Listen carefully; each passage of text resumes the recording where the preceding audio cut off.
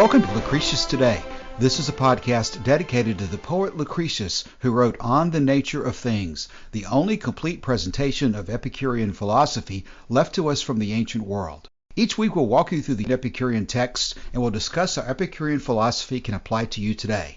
If you find the Epicurean worldview attractive, we invite you to join us in the study of Epicurus at EpicureanFriends.com, where you'll find a discussion thread for each of our podcast episodes and many other topics.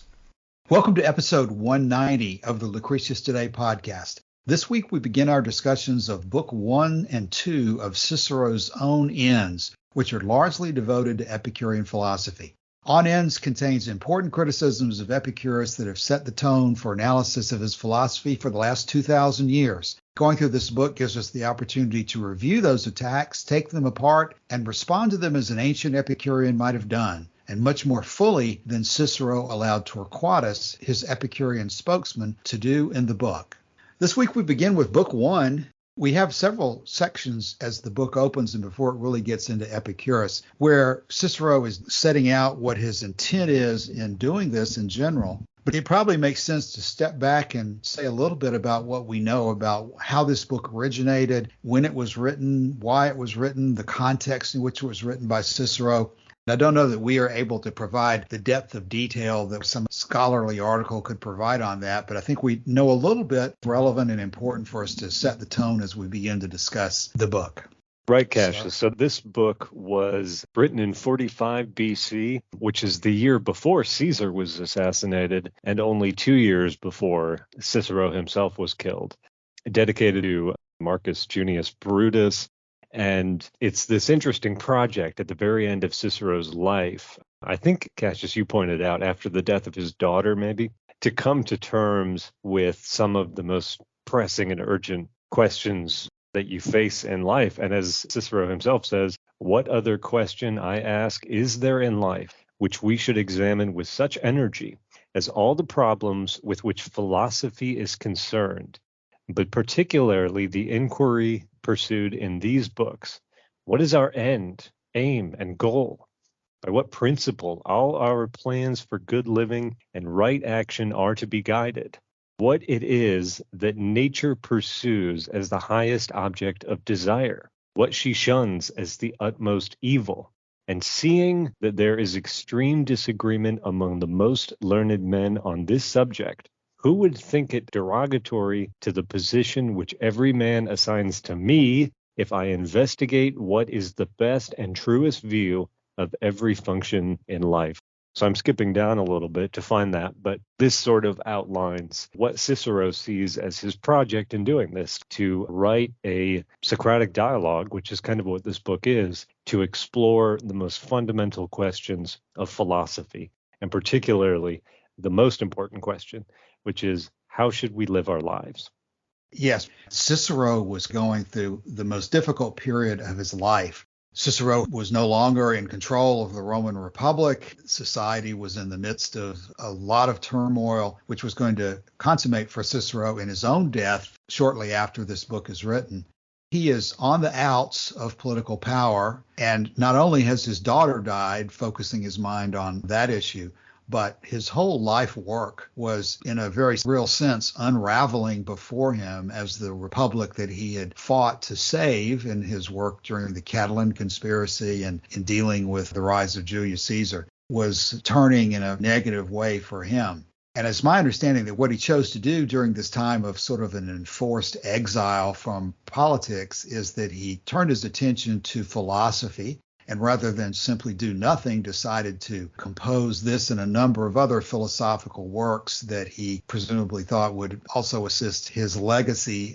It's also my understanding that he did not just compose these extemporaneously from his own thoughts. He supposedly had before him textbooks of the different schools that listed out their positions, and in some cases perhaps transferred what they had to say in whole cloth into his final book.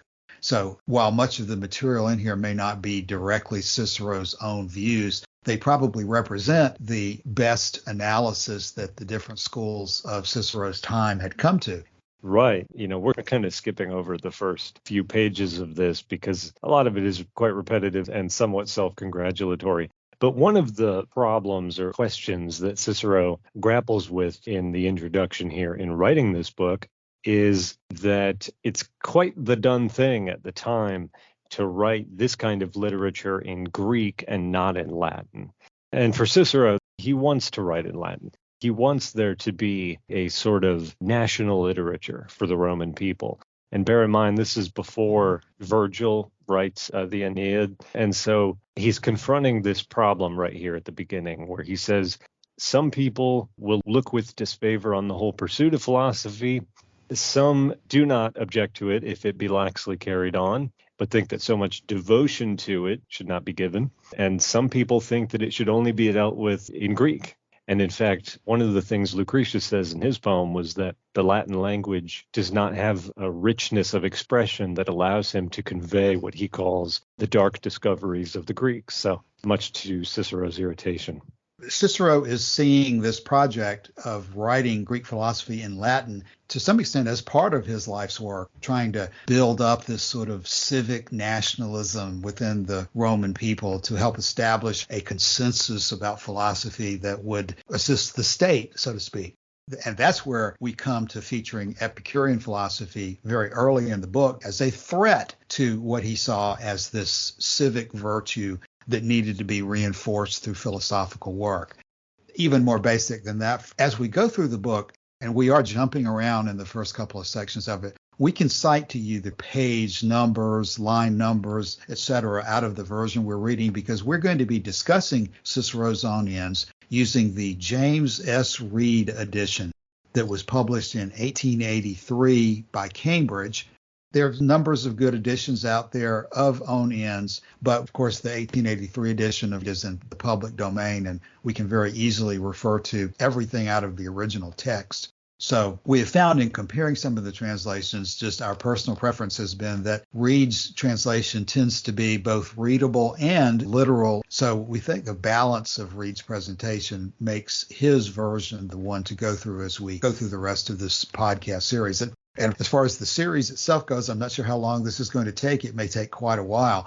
But because Cicero does focus on the key criticisms of Epicurean philosophy that these other philosophers had put together over the years, this book presents us the most important arguments against Epicurean philosophy, which it's important, obviously, to be able to deal with if you believe that Epicurean philosophy is of benefit to you. You don't want to spend your time following a philosophy that can easily be refuted. So we had previously gone through the first section in Book 1 where Torquatus presents the pro-Epicurean ethics in a narrative form that is very interesting and very helpful to read. What we found when we went through Torquatus before is that while that's a great pro-Epicurean set of material, there's also a lot of criticism in the rest of the books that is more difficult to easily go through. So we've started with Torquatus to help present for people the outlines of the pro-Epicurean position. And now we're doubling back and we're going back into what Cicero had to say to, in his mind, refute the Epicurean position. A lot of the problem in Cicero's presentation is that he does not allow Torquatus to respond to much of the criticism. And a lot of what we're going to hope to do as we go through this is we're going to address what Cicero did not allow Torquatus to address, or did not allow Torquatus to address in full, which is probably the real issue here. Cicero skimps on the time that he gives to Torquatus, and in the end, after a long, slashing attack on Epicurean philosophy in Book 2, Cicero ends the discussion by having Torquatus say, well, you better go talk to Cicero and Philodemus about that, and just ends the discussion. So that's more of our background. As we go through this, we're still in Roman numerals 1, 2, and 3 of the Reed edition.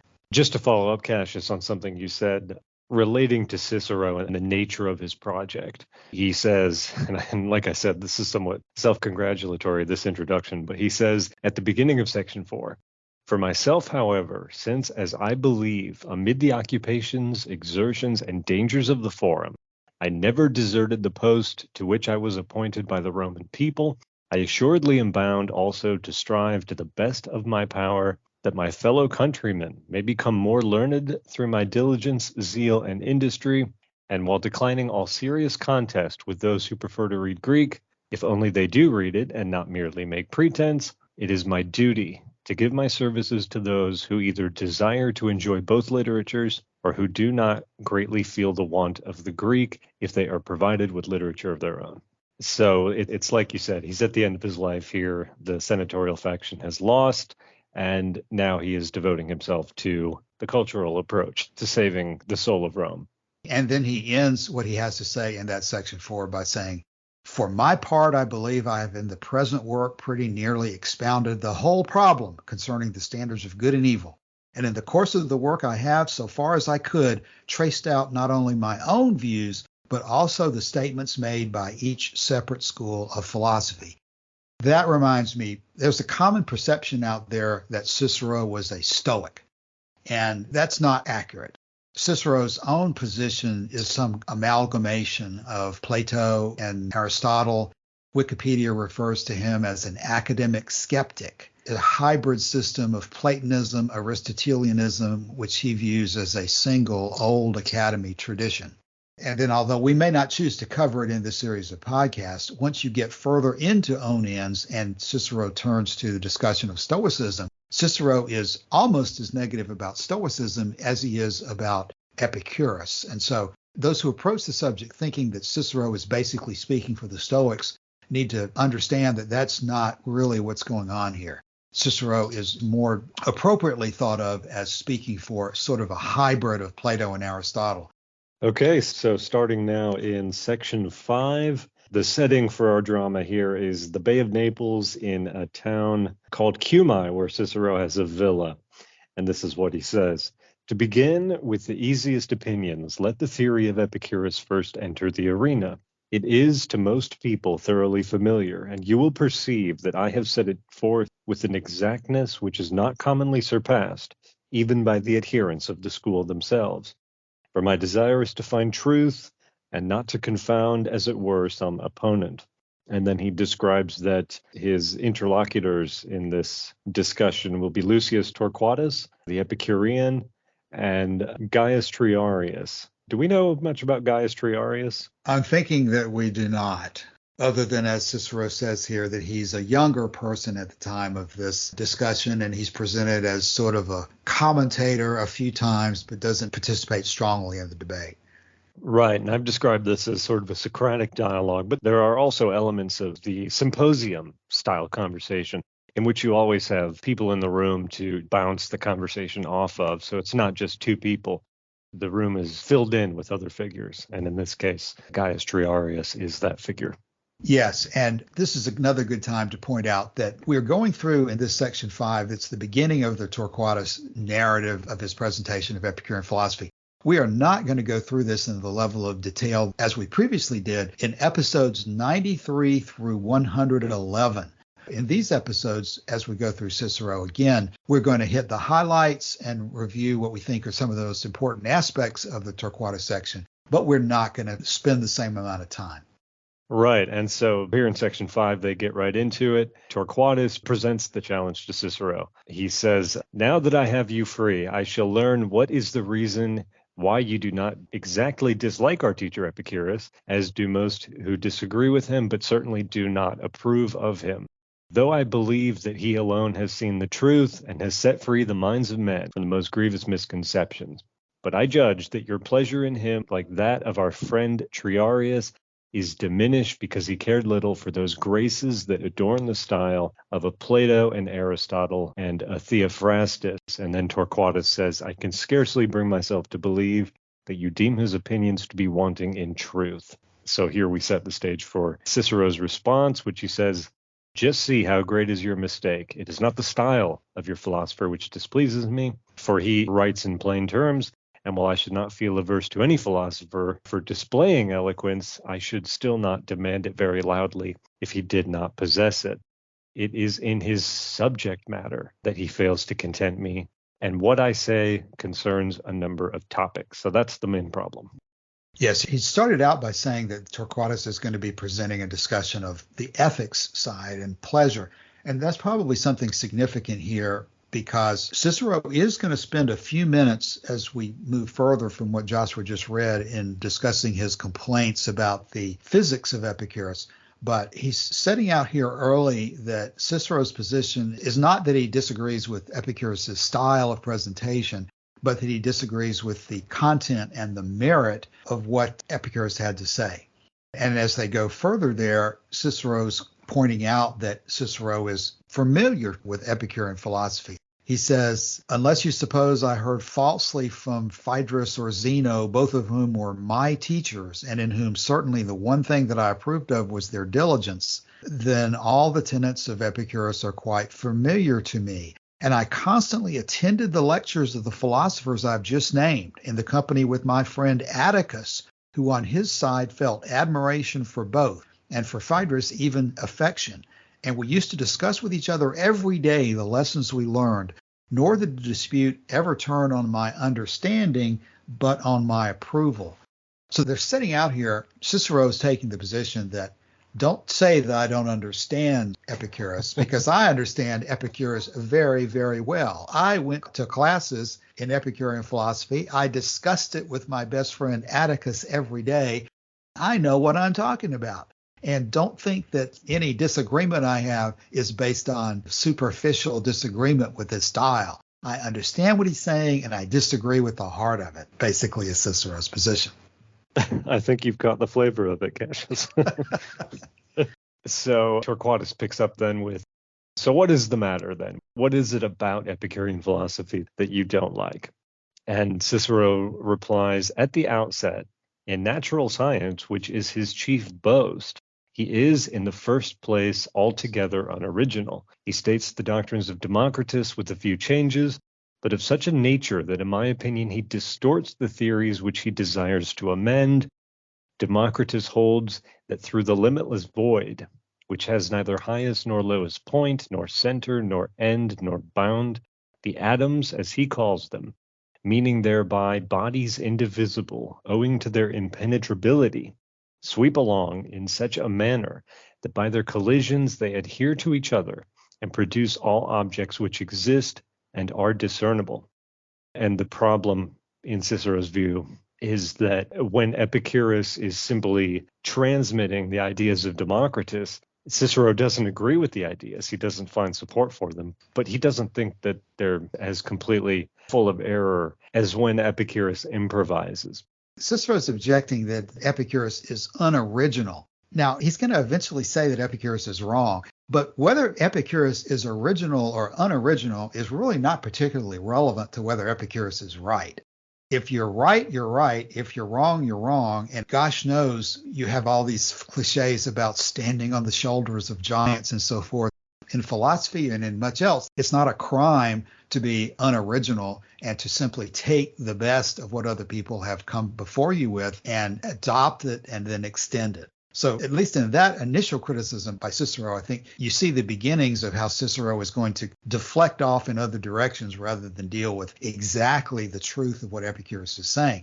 And also in this point as well, although he doesn't say it explicitly where he talks about Democritus, Democritus has this issue with being a determinist. And Democritus's interpretation of the way the atoms were moving would be much more consistent and compatible with a theistic point of view that Cicero is endorsing than what Epicurus is ultimately going to say. So I think that's noteworthy as well, that Cicero can find decent things to say about Democritus because Cicero's own philosophy isn't totally incompatible. As we discussed last week with Gassendi, the classical way of reconciling Epicurus with religion is to say, well, God created the atoms and God works through the atoms. And whether or not Cicero was anticipating that here or not, Cicero would not have nearly the problem with Democritus's deterministic views as he has with Epicurus's views on the point that we're now going to turn to. Yeah, that's very well said. So Cicero says next, the peculiar downfall of Epicurus is this. He pronounces that the same indivisible and impenetrable bodies are carried downward by their own weight in a straight line. This he declares to be the natural movement of all bodies. Then in a moment instructs this shrewd fellow that if all bodies were carried along perpendicularly, and as I said, in a straight line, no one atom could ever touch another. Consequently, he introduced an idea purely fictitious. He declared that the atom swerved a very little, the least bit possible. The swerving produced attachments, combinations, and unions of atoms, one with another, out of which was evolved the universe, and all the divisions of the universe, and all the things therein.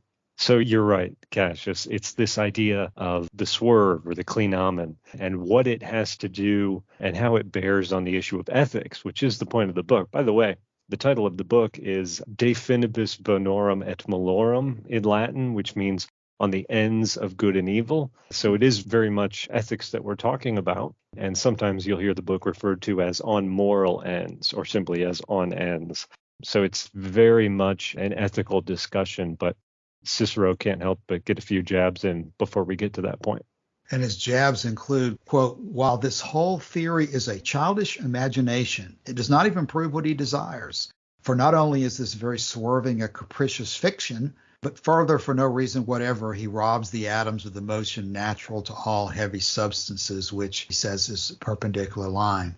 Right. And then he says, nor is it proper in a natural philosopher to believe in a least possible body, a hypothesis he certainly never would have formed if he had chosen to learn mathematics of his friend Polyaenus, rather than to make him actually unlearn what he knew himself. What Cicero is indicating here is that in mathematics, what you can do is you can divide and divide and divide and divide.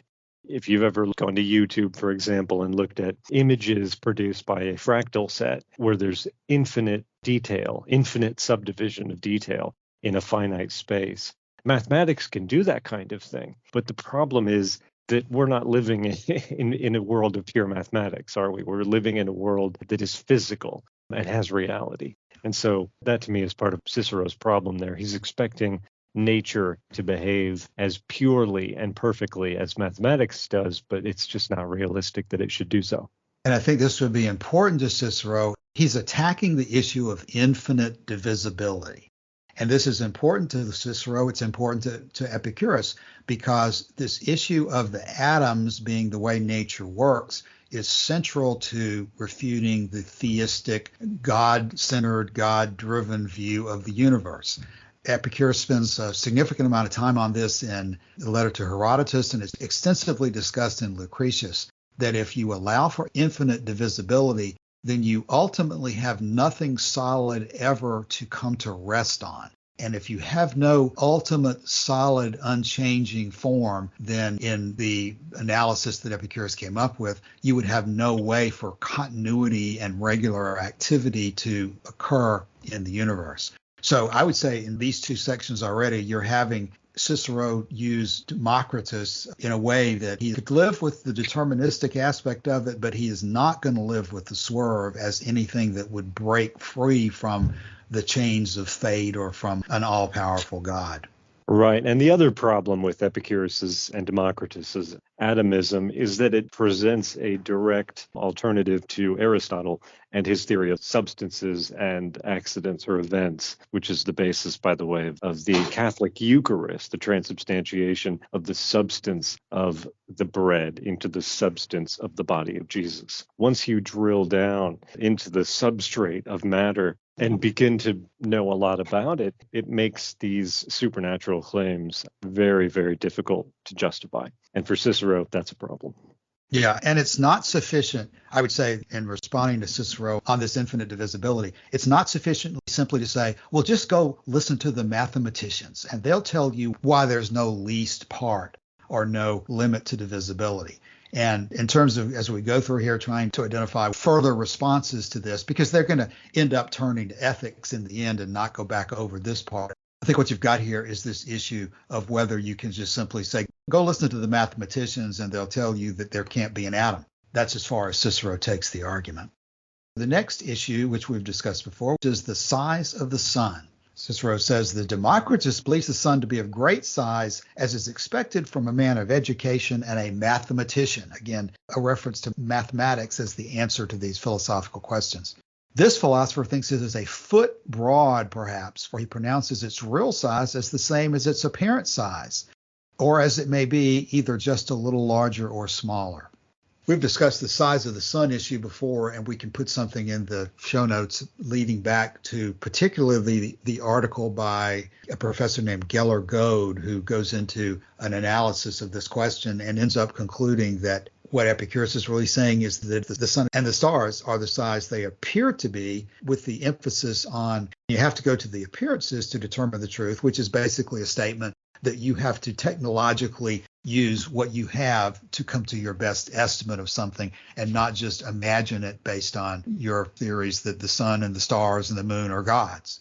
Yeah, like you said, we talked about this in a previous episode of the podcast in the series on the letter to Pythocles for about 45 minutes. So I would direct any attention to that episode because we really did cover, I think, all of the really critical points here. One of the things to keep in mind as we go through this is no Epicurean on record has ever given a measurement or an account of how big they think the sun is. Epicurus speaks about it in this language that is necessarily hesitant and uncertain because he simply doesn't know the answer. He says that eclipses could be caused by the interposition of the moon between the earth and the sun and the interposition of the earth between the moon and the sun. And what that would suggest is that both the sun and the moon were significantly larger than, as Cicero absurdly says here, a foot in diameter. So the Epicureans actually do come off quite good on this, I think. But you have to read the letter to Pythocles. And probably, as Cassius, you said, that article by T.H.M. Geller Goad, Epicurus and the Size of the Sun, to really get a good understanding of it. Yeah, one additional thing I'd like to say on that would be that Epicurus's key position is as stated in Lucretius, Book 4, as to the tower at a distance, when Lucretius specifically goes through the point that if you don't understand why a tower at a distance looks round, but when you're up close to it, it's square, then it is better for you to entertain a wrong answer than it is to say that your senses cannot be trusted. Ultimately, you have to rely on the senses and additional observation, additional perspectives, and so forth over time to determine what the truth is. You can't get there by reason alone without observation. And I think that is Epicurus's essential point in pointing to what it appears to be. And as you said, Joshua, I don't know that Epicurus was ever quoted as saying it's a foot or a mile or any particular distance. The real emphatic point to take home from Epicurean philosophy on the size of the planets and the moon and the sun is that you have to rely on appearance, which means the senses and observation to determine it, and not just be absolutely confident that it's 10 million miles away or whatever based on your mathematical calculations. The calculations alone without observation will not get you to the right answer. Probably also worth noting that in the century before Epicurus, there was a philosopher named Anaxagoras, and it was his opinion that the sun was a ball of hot metal larger than the Peloponnese. But even that is really, really small compared to the actual size of the sun. So, Cicero is writing here with the benefit of several hundred years of work on this question in Alexandria, where you do have people like Eratosthenes of Cyrene who are measuring the circumference of the earth and so forth and making these calculations. But in the world of the 4th and 3rd century BC in Athens, there's simply less information about it. Yeah, the big problem that we have is the lack of information and the loss of all of these texts. And we're forced to basically reconstruct from whatever sources we can find. I say that because the next couple of sentences are an example of that. When Cicero mentions what some of the doctrines of Democritus were, he says that he doesn't necessarily agree with Democritus on those, but he lists several, one of which I think we were talking about recently on the forum is the issue of images. I see that what he says here as to Democritus, he says that Democritus's theories included the forms which they call idols, by whose inroad we not only see, but even think. So and that would be a tangent to pursue that any further, but he's mentioning there the fact that images are involved in thought and that those ideas trace all the way back to Democritus. In the end, it doesn't matter whether they come from Democritus or not if they are correct, but it would require a lot of investigation to determine where the theories came from originally. Right. And on the question of sight, by the way, the Epicureans and Democritus here were correct. It is reflected light from objects that causes sight, and not a sort of searching headlight that lights up things as it moves on them. Cicero ends this section by saying, "And though these are matters I by no means accept, still I wish that Democritus, who has been applauded by all others, had not been reviled by this man who followed him beyond all others." There's a passage in Diogenes Laertius in Book 10 dealing with some of the things that Epicurus allegedly had to say about other philosophers. And one of the issues with that is that Diogenes Laertius immediately follows it up by saying that the people who say all these things are nonsense because Epicurus has innumerable people willing to testify to his good nature. So it's hard to say. DeWitt seems to come down on the opinion that Epicurus really did say some of these things. Diogenes Laertius says that he didn't. I don't know. And of course, like you said, Cassius, almost everything that we would need to settle the question has been lost. And what we certainly don't have is the context in which he said them, because I can easily believe that Epicurus was very critical of Democritus's ethical or even religious theory if he's a hard determinist, because Epicurus identified that as a terrible conclusion to reach. And you can imagine him saying something extremely negative about Democritus in that area, while at the same time saying good things about Democritus in another area. And then as the years go by, you have the critics of Epicurus preserving only the things that make Epicurus look bad as opposed to the full picture of that.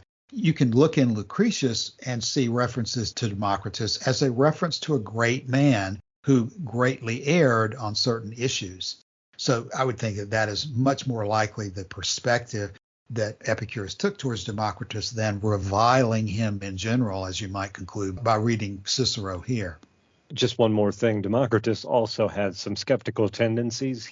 One of the ideas that survives from Democritus is this quote that says, "Of truth we know nothing, for truth lies at the bottom of the well." And for Epicurus, the pursuit of truth and a genuine factual understanding of the universe that we live in, of the nature of human life, of death, of all of these questions, relies and has to rely, in some sense, on the belief that it is possible to come to some knowledge about these things, and that knowledge does not lie inaccessible at the bottom of a well. Exactly. So Cicero has started out here accusing Epicurus of being basically ungrateful and misrepresenting and misusing the doctrines of Democritus, without explaining that Democritus had held two of the doctrines that Epicurus held to be most damaging to human life in this skepticism that you've just discussed and in the determinism that we discussed previously. So you would expect that Epicurus would have both good and bad things to say about Democritus, depending on the subject that he's talking about. We've been discussing some basic physics with the atoms and the void. Cicero now moves to a discussion of the second division of philosophy, which comprises dialectical investigation. Now we're going to discuss this issue of dialectical logic that Cicero and certain academics are so high on, and why Cicero feels that Epicurus failed in this particular area. As we go through these criticisms, we know how strongly Cicero disagreed with Epicurus about these. Right. Now, Cicero has already said that what nature really is a representation in truth of pure mathematics, right? It's an image of pure mathematics. That's the reason we know that matter can be infinitely subdivided, according to Cicero here. So when he comes to this issue of logic and dialectical reasoning, we're going to hear a lot of the same kind of stuff. He really does think that Plato and Aristotle and some of these thinkers were right in what they had to say. And it could not be further, really, from some of the opinions of Epicurus. And so Cicero's criticisms are sweeping in this department. Cicero says that Epicurus does away with the process of definition. He has nothing to teach about subdivision or partition. He lays down no methods for constructing and shaping an argument. He does not show by what means fallacies are to be unriddled or the senses of ambiguous terms disentangled. He places this criterion of objective truth in the senses, and he thinks if they once admit of any particle of falsehood for truth, all possibility of a criterion of truth and falsehood is destroyed. So here we've got where Cicero is saying that Epicurus is lacking in the techniques of logic, which Plato and Aristotle had spent so much time on. Right, and in which they had built up a system that derived information about nature and human life and death and the afterlife and the ordering of the celestial spheres and so forth, using pure logic and reasoning. It's that quote, pure logic contemplating absolute truth or something like that. So the idea that you can start from nothing and from there, using only logic and definition, build up a system and then just pretend like it's true, which is where we get Plato's cave and the ideal forms and some of these fairly absurd ideas. But it comes from stuff like this. Because I think Cicero is right here when he indicates that Epicurus holds the view that if you deny the canonical nature of sense perception, if you deny that as a source of real truth about the world, then it destroys any possibility of a criterion for truth, because we are so dependent on that, on evidence that we get through our senses. Yeah, Cicero's being tricky here because he's ridiculing Epicurus's statement that if the senses are not true, all possibility of a criterion of truth and falsehood is destroyed. He seems to be saying that Epicurus should have admitted that the senses are sometimes true and sometimes false, where he says if they once admit of any particle of falsehood for truth. That would be the issue that Epicurus identified, is if the senses are not always trusted, then when do you know when to trust the senses and when not to trust the senses, with the implication from Cicero and the mathematicians that you can do so with logic alone and not with the results of the senses. Epicurus is saying, no, the senses are always to be trusted, but you have to take each of the sensations, compare them all to each other, and then use common sense and consistency and analogy and different techniques that Epicurus was talking about to reconcile what the senses are saying. But you never throw out a particular sensation just because you think it's wrong. You come to an understanding, if you can eventually, of even why those senses that make the tower look round occurred. You don't say that the senses are wrong. You look for an understanding of why they are different under different perspectives. And when he says he does away with the process of definition, I think this is where we've discussed with Martin in the past the term propositional logic, that when you set up these syllogistic formulas of A and B, everything rests on how you're defining A and B. And ultimately, that's the problem with mathematics, is that the definitions can never be totally consistent with reality other than in your mind. You can say let A equals something. But in your mind, you have done that. You have not necessarily done it in reality, however. Right. And, when you look at, for example, the schools of logic that were in use in medieval Christian theology, it's the same kind of thing where we're going to prove the existence of God by saying that things exist. Everything that exists has a cause. There must be an uncaused cause that caused all of these causes, and that uncaused cause is God. And thereby, by just using logic and essentially making stuff up, you can infer the conclusion of a God, even though that conclusion violates the syllogism by which you established it when you said that everything has a cause. And then you say there is an uncaused cause, and that uncaused cause is God. So logic is very useful. Epicurus uses logic himself. It's one of the great sort of secondary or tertiary disciplines of cognition. But for Epicurus, it's not a source of primary information about the world we live in. It's not part of his canon. And it can never be, because logic itself requires something to operate on. But at any rate, we are on the issue of ethics now.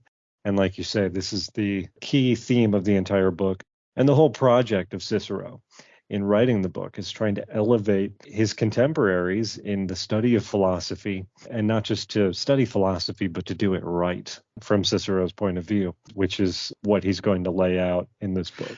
Yeah, Joshua, as we go to the next sentence, let me read that with some emphasis. Because what he says about Epicurus in this next sentence, I always think about DeWitt's statement about how Epicurus is one of the most beloved and the most hated of philosophers in history. Listen to what Cicero says next. However, though the scheme belongs to Aristippus and is much better and more frankly advocated by the Cyrenaics, It is in my judgment of such a character that I believe no system more unworthy of the human race. So Cicero is saying that the Epicurean system is the most unworthy of the human race that he can think of. That's a damning condemnation if true.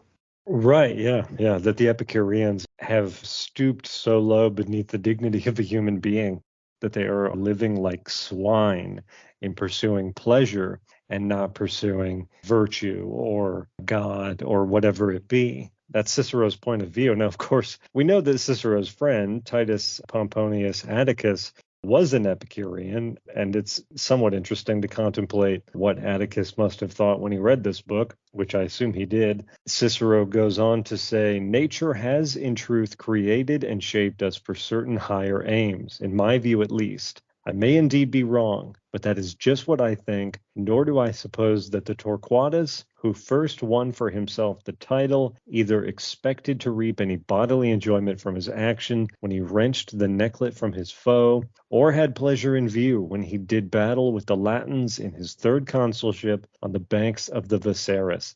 So this is going to be a line of attack that Cicero is going to use, particularly to poke and prod his interlocutor, Torquatus. Torquatus is the scion of a noble Roman house. His family had served with distinction in wars all throughout Roman history, and their names are famous. And Cicero is using those names to say, when your ancestor did this, when he went to war, was that for pleasure? When your ancestor executed his own son, was that for pleasure? So Cicero is taking it to a very intimate place here by referring to Torquatus's ancestors. Yes, Joshua, and here's a place for a caution that I'll try to remind myself of, at least as we go through all this, that we're reading Reed's translation of the Latin. We're not looking back at the actual Latin. We're not Latin authorities. We can't say for sure that Reed got it right. But one thing that's included in what you just read that I find so offensive and so important in understanding the criticisms of Epicurus is where he says that Torquatus, who first won for himself the title, either expected to reap any bodily enjoyment from his action when he wrenched the necklet from his foe, or had pleasure in view. There's so often this attempt to equate Epicurean philosophy with bodily enjoyment alone. Now, certainly it's possible to say that Cicero is just somehow referring to the fact that ultimately in Epicurean philosophy, everything is bodily. But the implication of wording like this is that you're just looking for immediate sensual bodily gratification. Now, Torquatus comes back and is allowed to address this and does address it at length about how Torquatus was looking forward for the safety and well-being of his community, of his nation, and so forth. So to some extent, Torquatus is given the ability to deal with this later in the work.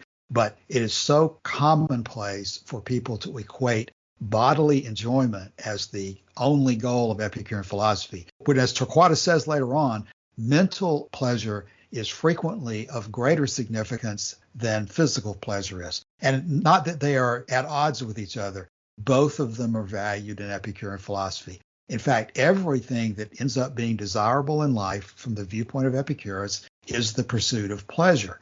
So this is probably not going to be the last time that Cicero does this. But to try to characterize Epicurean philosophy as focused only on immediate bodily enjoyment is one of the techniques of argument you see frequently against Epicureans, which is totally unfair when you drill down and read the text.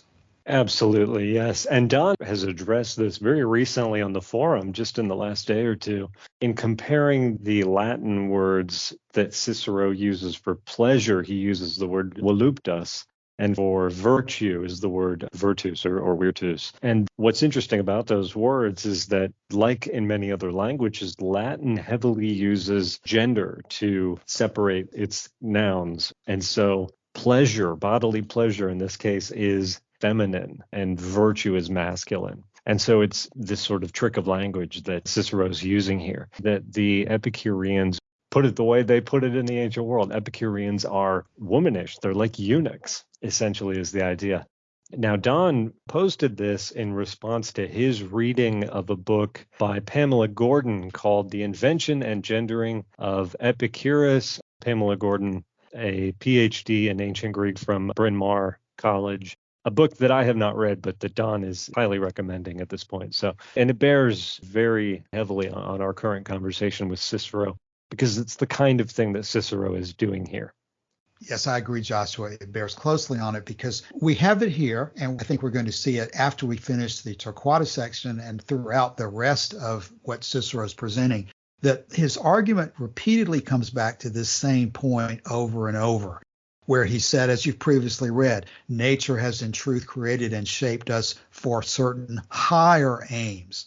And so he's appealing to religion or some type of transcendental viewpoint that says that this world and the things that we experience in it are not the only things that exist in the universe, and that we should be looking to this other world or this other dimension or this other plane of virtue for our real guidance. And he then turns to talking about the beheading of Torquatus's son and the different things that Titus Torquatus, who held the consulship, that he didn't give a thought to his own pleasure, with the point being that I think it may be fair to say that this is Cicero's ultimate argument and ultimately where he grounds all of his criticism of Epicurus. And he'll come back to this again and again and again.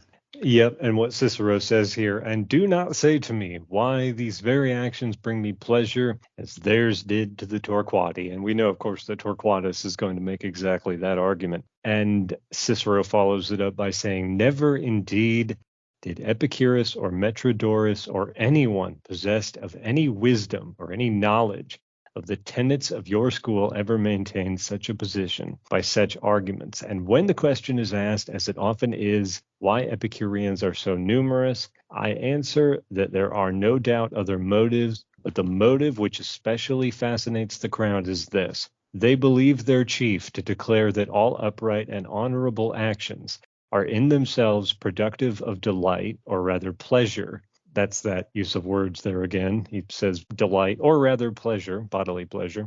These excellent persons do not perceive that the whole system is overturned, supposing the truth were really as they imagine. For if we were to admit that such actions are inherently and absolutely pleasant, even though we judge nothing by the standard of the body, then virtue and knowledge would be things absolutely desirable, a conclusion which your leader is far from favoring.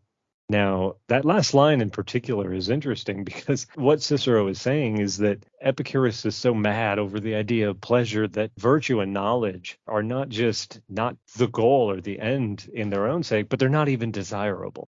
That's Cicero's portrayal of Epicurus here, and I don't think it could be more wrong. Epicurus is widely misunderstood, particularly on the point of whether knowledge is worth pursuing, but also on the position of virtue. And I think Frances Wright did a good job when she said that for every 10,000 people who admire the statue of virtue, there is scarcely one who stoops to see the base on which it stands. And that base, of course, is pleasure. So Epicurus, it's true, doesn't value knowledge as the end of all things in human life. He doesn't value virtue as the end of all things in human life, but he does value them because they are instrumental to the pursuit of pleasure. And there are only two feelings, pleasure and pain, and any feeling that is not painful is pleasurable under the Epicurean analysis. Joshua, I think this is a really important section that's worthwhile underlining as we begin to close today's episode. But let me emphasize it by saying this. In the Reed edition, we're on page 10. We're in section 7, Roman numeral 7 of the argument, around line 25 of this argument. And I want to read a sentence I don't think you read a moment ago that will really, I think, hit this home. Because Cicero has passed on from his argument that, the great military geniuses of the Torquatus family were not after pleasure. He has moved on from that argument, and he's now stating a new argument. He says, quote, what pleasure do you, Torquatus, or what does our friend Triarius here derive from literature, from records and the investigation of historical facts, from conning the poets, from learning by heart so laboriously so many lines? And don't say to me, why these very actions bring me pleasure, as theirs did the Torquati. Cicero's trying to say that Epicurus denied that literature and history and the poets can bring you pleasure, and that pleasure is included within Epicurean philosophy. He's denying that and says, don't say that to me. that those actions bring me pleasure. And in fact, Cicero says, never indeed did Epicurus and Metrodorus or anyone possessed of any wisdom or knowledge of the tenets of your school ever maintain such a position by such arguments. So he's saying there that the Epicureans did not embrace literature and poetry and so forth as pleasurable, which I think is just absolutely false. And so then he turns and says, the question is asked why Epicureans are so numerous, and he says that their motive that fascinates the crowd is that they want simply pleasure, which he's not using to include those terms of literature and poetry and the like. And then he says these persons don't understand that their whole system is overturned if they were right, because Cicero's saying that if we were to admit that literature and poetry and so forth were pleasurable, then virtue and knowledge would be the things that would be most absolutely desirable, a conclusion which your leader is far from favoring. Cicero's trying to say that an Epicurean should value virtue and knowledge as the most important things because they bring the most pleasure. Well, to some extent, that's not that far from what Epicurus is actually doing. He's just simply saying that those things are not ends in themselves, but they are valuable because they bring pleasure. But as Epicurus stresses, virtue is an important part, an essential part of pursuing pleasure. The criticisms that Cicero is bringing seem to be based on trying to limit, again, that the only pleasure that Epicurus is interested in are the immediate pleasures of the body, which is not what Epicurean philosophy is limited to. Oh, I completely agree. And his earlier mention of the Cyrenaics and Aristippus kind of drive that point home, that he says the Cyrenaics were not only more honest about it, but they did it better. Right. The point of all this being, as we begin to close today's episode, is that Cicero has, in this opening part, laid out the essence of his criticisms against Epicurus, that he's criticizing both his physics, he's criticizing his epistemology, and he's criticizing his ethics, with the implication that there's something higher than pleasure that should be the goal, and that Epicurus's way of stating the goal of life is the most unworthy philosophy for the human race that he's acquainted with. Okay, let's go around the table and see if we have any closing thoughts. Martin? I have nothing to add. Okay, thank you, Martin. Calasini? Something came up for me toward the very end there regarding Cicero's criticisms, that possibly at this point, because it had been so many years, the orthodoxy of the school itself might have shifted. The adherence to the original teachings could have shifted by that time. And so Cicero is reacting to something that is going on at that point with the interpretation of, I don't know if that's correct or not. A very good point, Calasini. One thing that Cicero says elsewhere is that the Epicureans are taking Italy by storm. And this is not necessarily the educated class. This is not necessarily people who were tutored by prominent philosophers their whole life. This is common people, tradespeople, people in the streets are adopting Epicureanism. And one thing Cicero says is, do these people understand what Epicurus is saying while I, Cicero, do not? So what he's essentially saying in that case is that they have adopted a version of Epicureanism removed from any intellectual or philosophical underpinning merely because it supports this idea that pleasure is the good. Now, I don't know if what Cicero is seeing there is accurate to how the Roman era Epicureans were actually living. And we know that he's writing here in the Bay of Naples. This is where you have Philodemus, who's writing sort of abstruse scrolls, not necessarily on pleasure, although he does, but on stuff like on methods of inference and on economics and so forth. So you have people involved here who are very, very interested in the philosophical side of things. But Cicero almost sees Epicureanism in Italy as a kind of foreign contagion. And that's his language when he says that the Epicureans have taken Italy by storm is militaristic. What he's essentially saying is the Epicureans are like foreign invaders who have laid siege to Rome. Calasini, one other thing I would add to what you said is that Torquatus himself, as we go further through this section, says that there are differences within the Epicurean community about different ways of argument on certain things, such as friendship, or on the necessity of arguing this very point about the role of pleasure. So there definitely had been developments in those 200 years between Epicurus himself and the time that Cicero was writing this. Okay, Joshua, closing comments for today? No, I don't think I have any. Nope. Okay, very good. Well, we've had an introduction today to where we're going. We'll spend some time next week recapping the arguments of Torquatus in the positive section that Cicero allows to Torquatus. And then after that, we'll be back to begin to deal further with the detailed argument that Cicero makes against Epicurean philosophy. I think we've made a good start today, and this should prove to be a very interesting series. So thanks, everybody, for your time today. Please join us on the forum and let us know if you have any questions or comments. We'll see you in a week. Bye.